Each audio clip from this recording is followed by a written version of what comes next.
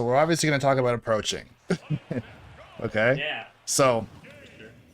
I camped you out because I was hoping that you would eventually figure out that what you're doing is not going to work. So there's such a thing as playing way too safe as well. So of course we want to talk about playing safe, but if you're losing, you do have to force the issue by at least trying to take space. So if you want to sit back and throw things, you catch me off guard from time to time, you get some damage on me, that's all good and well. But most of the time, like even on the first and second stock, the only reason why I died is because I approached you, and I didn't need to do that. So I allowed you to play safe, even though you didn't have the, in quotations, right to play in a very bait and punish or hit and run play style because you were behind. So what I want you to do is if you find yourself winning or losing, you still have to apply pressure. You have to give me a reason to be scared of something. Of course, I should be scared of the bomb if you detonate it and I try to reflect it and it hits me and I mess up. That's one thing. But if you're across the entire stage, your projectiles are just too slow for me to actually die from them or to be intimidated or overwhelmed by them to the point where I'm not going to sit back and reflect or just jump around you. Okay?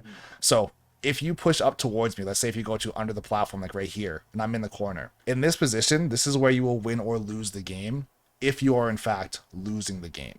And what I mean by that is if you're down by a lot of percent, if I just keep on going like this and going around you and just set up and do the same thing over here, just keep on going like this over and over again, or if you happen to jump, I run underneath you or whatever. If you're not calling out the fact that I'm doing the same pattern or realistically only one of two things, either going high or going low. If you don't call that out ever, first of all, I'm never going to stop, but I'm going to win by not playing. So as far as forcing the issue, if I'm going to keep on jumping around, instead of standing back here and like being ready for me to jump over there, I'm not going to jump over there if you're all the way back here, right? If you're standing like, let's say right where I am and I'm over here, why would I ever go like this to get around you? It doesn't make any sense to put myself right above you if I were to do that. What you should be doing is playing closer, and if you think I'm going to jump with me and go for an up air, jump with me and go for a fair. If you think I'm going to dash in, then you can dash away from me and go for a forward tilt, jump away with a nair, right? Or even if you were to nair on my shield, I can't really stop you from doing that. If you go nair into spot dodge or nair into dash away, it's all safe on shield, right? Your nair's -4. So even if I parry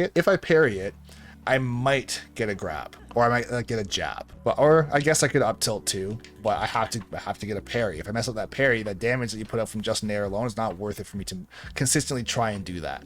So what you want to try and do is space your nair in front of me, and if I do try and grab, or fair to shield, or nair to shield, or up tilt, or anything like that, you can now, without having to change your spacing, you can throw in a fair and lean towards me very slightly and get at least a second hit of fair, because your fair has more range than your nair. So you can throw that out, and you want to try and, like I said, apply pressure. This situation right here, as far as you throwing stuff out in front of me, will never happen or be effective if you're on the other side of the world. As far as applying safe pressure or using safe moves, you can do, like I said before, there's such a thing as playing so safe that now there's nothing for me to be scared of.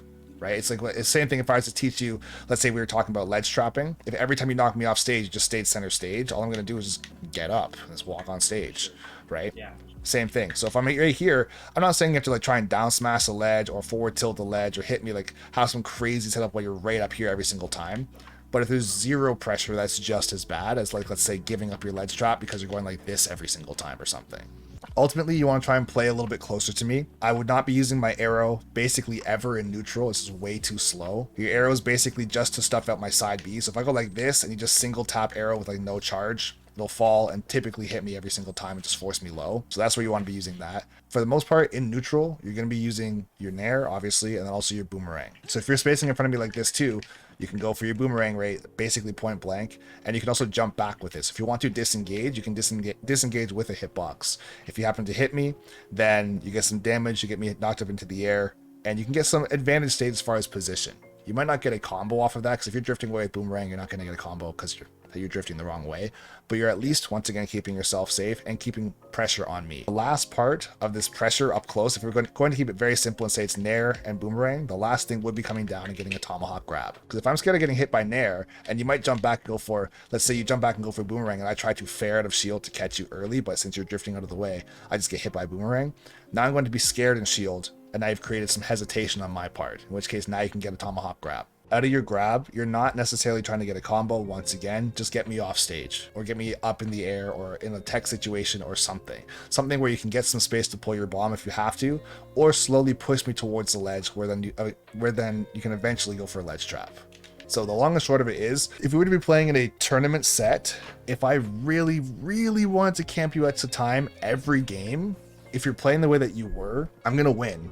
And I'm not going to have to try that hard, okay? Because there was not a lot of spots for me to get destroyed by like a fair or an up smash or an F smash or an up B out of shield, because you were never ever close to me. And of course, yes, you have your shield and you can just stand there and not get hit by my laser the whole time. But if I get the slightest bit of a lead and I see that this person does not want to engage, then that's what I'm going to do. The game becomes very, very, I guess, one-dimensional if I want to play like that. But on the other side of things, if I was to jump on top of you while winning, it gives you access to nair out of shield, up smash out of shield, up B out of shield, grab out of shield, all these phenomenal out of shield options that are either going to give you damage or kill me basically for free. I'd have to be a complete fool to do that on purpose. You have to put yourself in a position where I have to guess or be scared. If I don't have to guess or be scared of anything, then I'm just going to basically do what I was always doing, which is consistently just run away from you. But let's say if I was to jump and go like this, right? But you're standing right here. If you jump and go like that with up air, I'm going to side B right into it with horrible DI, and I might even die off the top, right? If I go like this and you up air right into it, or I run into your up air,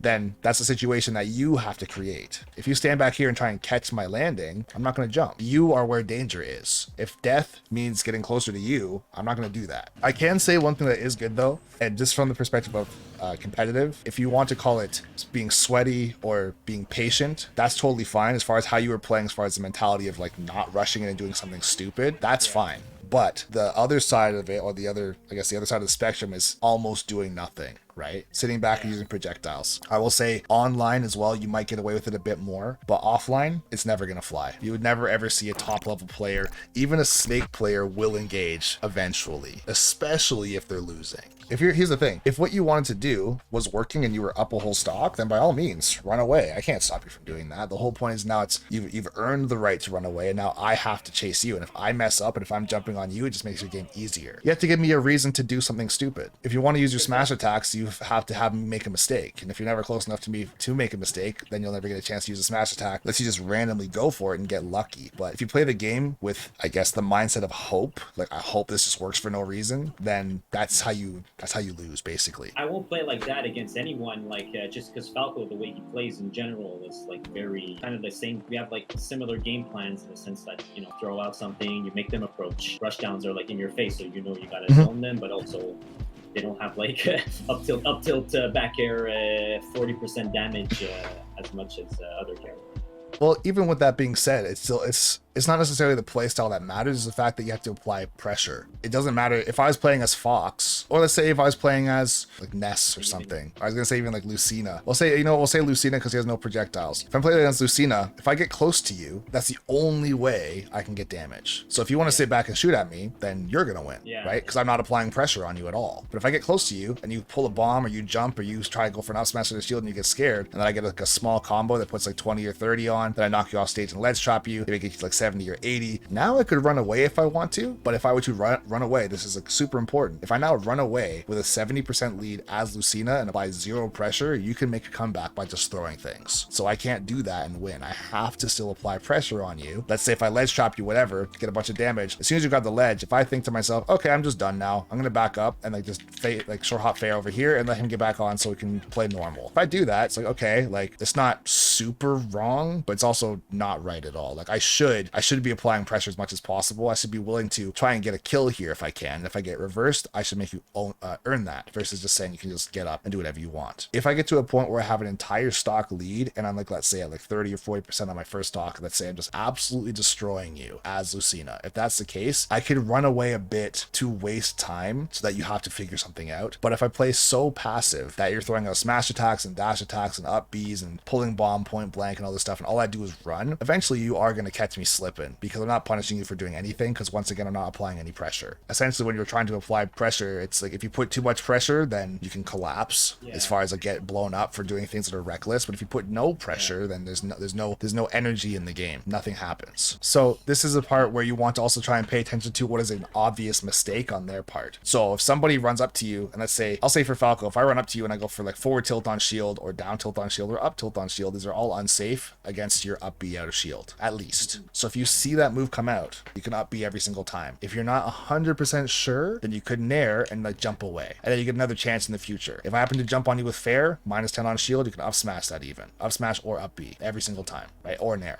if you want. If I'm playing, let's say, I don't know, let's say if I jump towards you, if I go like this, I jump away like with an air dodge, or sorry, with a double jump, like that. If you jump with me and catch me with a fair, now you know I'm off stage with no jump. In which case, you could just go for an air like this and try and catch my side B, or you could forward tilt right here if I happen to panic and try and like side B like this, right? So you forward tilt, knock me off stage and still have no jump, or you might even kill me, right? You could go for a down smash right here, all kinds of stuff, just because all I did was jump like that, and then you jumped with the fair and you caught me. That's it. If I happen to air dodge, like let's say if I jump towards you, and I like happen to do something like this, or like let's say you jump towards me, and let's say you knock me down with like a nair, and then I like air dodge back like that, and then I get into a tech, or like I air dodge tech roll or something like weird like that, or get into like a tech situation. If you knock me down with like a nair and I have to tech roll away, if you just like stand there and do nothing, it's like, okay, now I get a chance to get up. But you could also go for a read, and on my tech roll away, if you go for a dash attack, you could kill me. If you run up and go for an up smash or an up B, you could kill me. If you dash and go for a grab into a forward throw, you get a ledge trap situation at least. That's still applying pressure. If you even get a knockdown, I'm not saying it to be right on top of me at all times, because there's also the risk of being wrong. But I will say that if you apply zero pressure, then you're basically always wrong, because that means I always get away taking 0 damage. Losing advantage can also mean going back to neutral. It doesn't necessarily mean that you got hit. It just is neutral. I will say in some situations, you want to value your own life more than taking somebody else's, just based on the context of the game. So there is that you have to be careful or pay attention to sometimes. But more often than not, if you're in the driver's seat, don't give that up because, well, I just felt like giving it up. You have to go into it confidently. So if you're 100% right or 100% wrong, you have to be okay with the outcome, versus saying I'm going to be 50% maybe and get a basically useless punish, or get no punish, but at least I feel safe. This is why also you should be looking at your percent as money in the bank as well. If I'm at 120 and you're at 0, you should be able to afford